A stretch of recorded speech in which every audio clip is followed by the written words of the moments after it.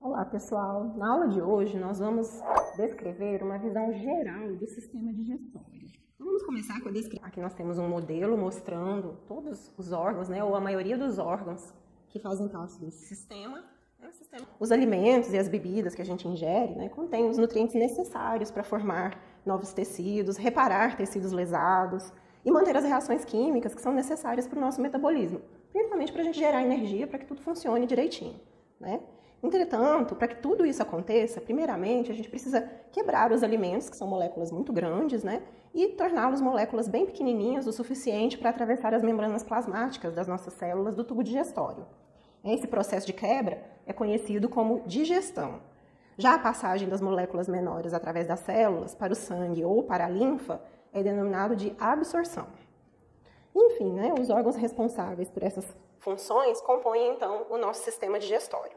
Esse sistema ele é dividido em tubo digestório, que começa lá na boca e termina no ânus, porção final aqui, né, do tubo digestório, e também pelos órgãos anexos, que nós vamos falar um pouquinho sobre cada um deles daqui a pouco, ok?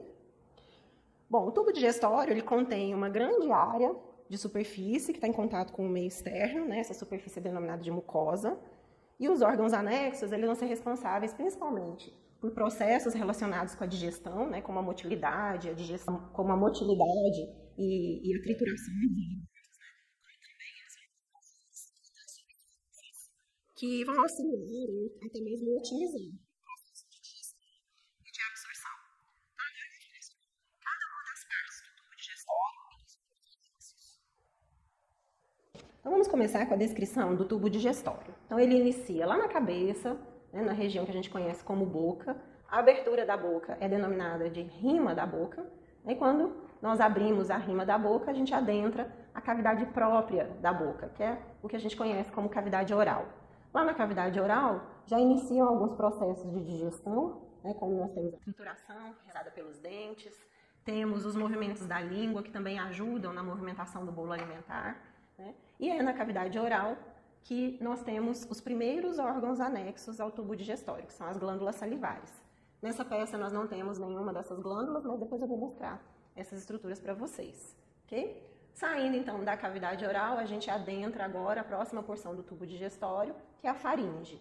A faringe ela também faz parte, ela se comunica com o sistema respiratório, né, por meio da parte nasal da faringe, né, e por meio da parte laríngea da faringe.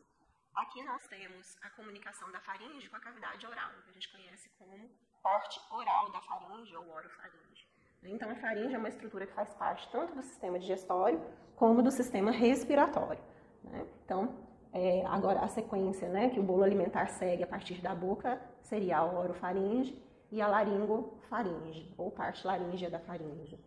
Então, aqui nós temos a entrada da laringe, que é o ádito da laringe. Quando a gente deglute, o ádito ele é fechado pela cartilagem epiglótica para evitar que os alimentos adentrem a laringe, né? E aí, essa região se abre, é onde a gente tem o esfíncter esofágico superior da entrada para a próxima porção do tubo digestório, que é o esôfago. Então, a função básica aqui da faringe é permitir, né, a passagem dos alimentos e das bebidas que a gente deglute da região da cavidade oral até o esôfago.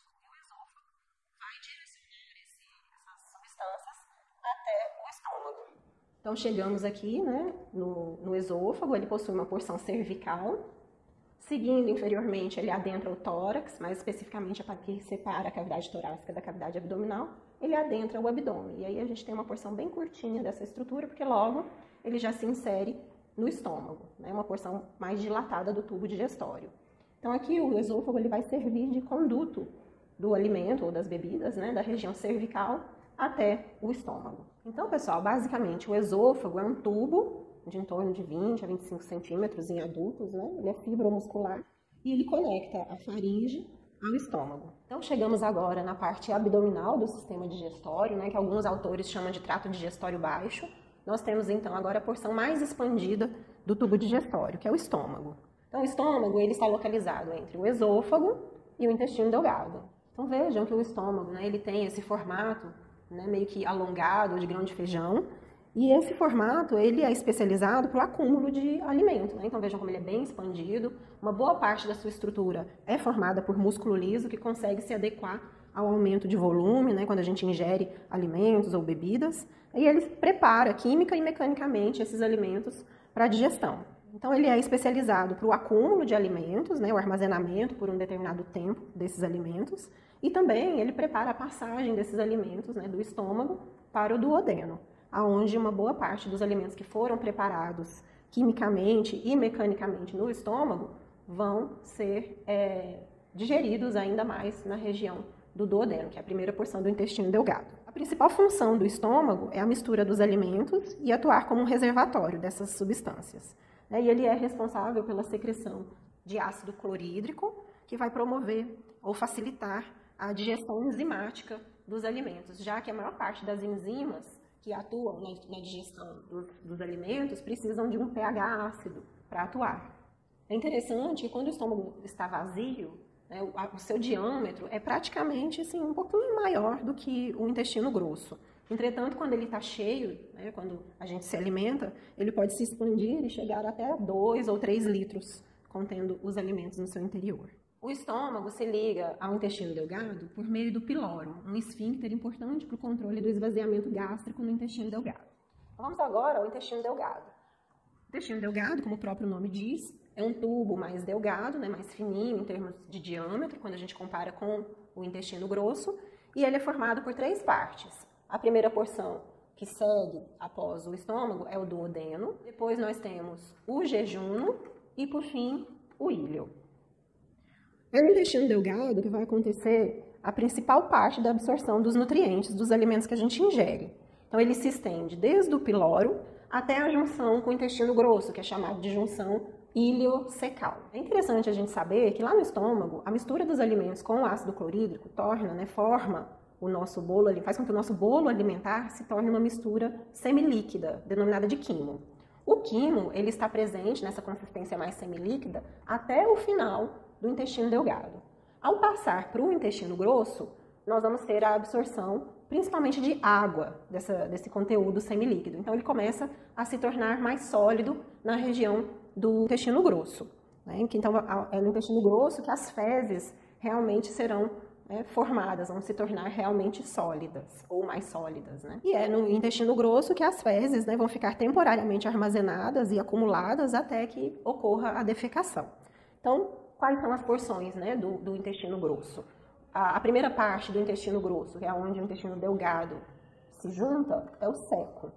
No ceco, nós temos um resquício do intestino embrionário, que é o apêndice vermiforme. Acima do ceco, nós temos a porção ascendente do colo, ou colo ascendente, que faz uma curvatura à direita aqui, chamada de flexura direita ou flexura hepática, para formar o colo transverso. Né? Ele segue, né, no plano transverso, por isso recebeu esse nome. O colo transverso termina do lado esquerdo, formando a flexura esquerda ou flexura esplênica, e começa um trajeto descendente, formando o colo descendente.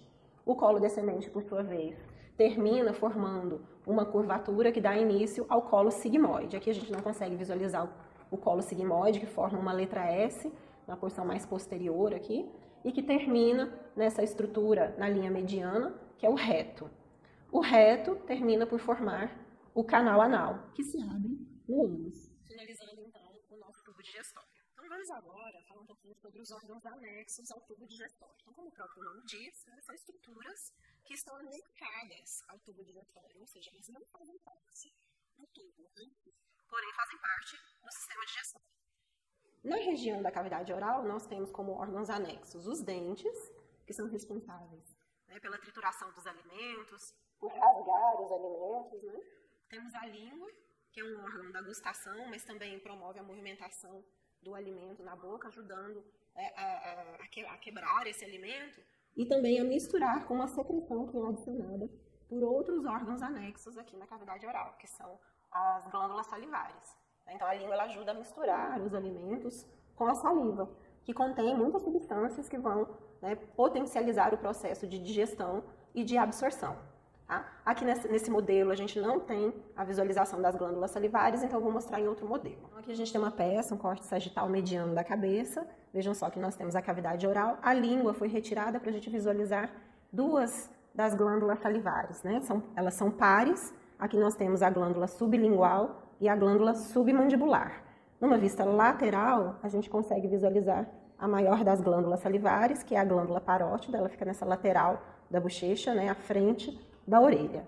Tá? Elas não são as únicas glândulas salivares, mas são as 3 glândulas pares que a gente consegue visualizar a olho nu. Mas a gente tem várias outras glândulas unicelulares espalhadas por toda a região da cavidade oral, da faringe, até mesmo na língua. Os ductos das glândulas salivares se abrem no interior da cavidade oral, secretando a saliva, que vai ser misturada aos alimentos e às bebidas que a gente ingere. Lembrando que a saliva ela tem várias funções importantes, né? Ela possui uma enzima que inicia a digestão dos carboidratos, que é a amilase salivar, ou pitialina. Ela também atua como um lubrificante, evitando a descamação excessiva da mucosa oral. Ela tem um bactericida que evita a proliferação de micro-organismos. Né? Então, ela tem uma grande importância aqui na cavidade oral, não somente relacionada à digestão dos alimentos, tá certo? Os próximos órgãos anexos ao tubo digestório são o fígado e a vesícula biliar. O fígado ele está localizado do lado direito do abdômen, né, no local denominado de hipocôndrio direito.